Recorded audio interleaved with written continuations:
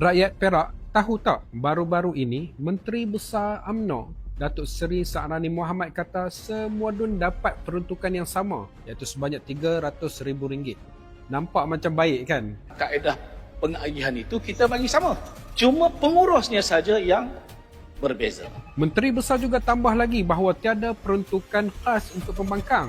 Kononnya kerana peruntukan sama rata sudah cukup.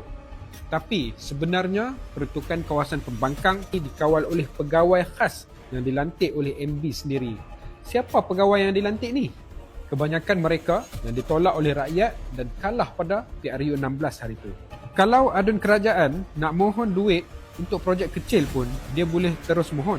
Tapi kalau adun pembangkang, kena tunggu jumpa pegawai MB, lepas tu pegawai tu pula kena jumpa dengan MB. Itu tak ambil kira birokrasi lagi. Kan jadi lambat kerja tu.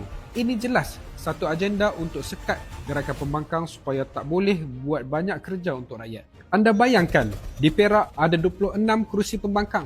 Di setiap dun pembangkang itu dilantik seorang pegawai khas MB yang dibayar allowance dengan menggunakan duit rakyat negeri Perak.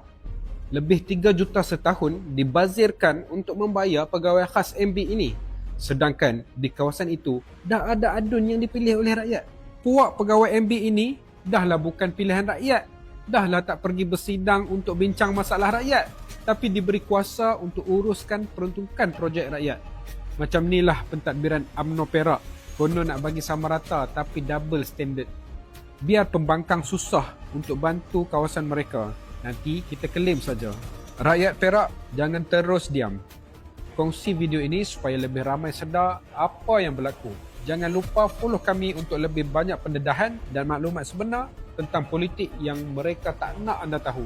Bangkit bertindak kerana mereka gerun dengan suara rakyat.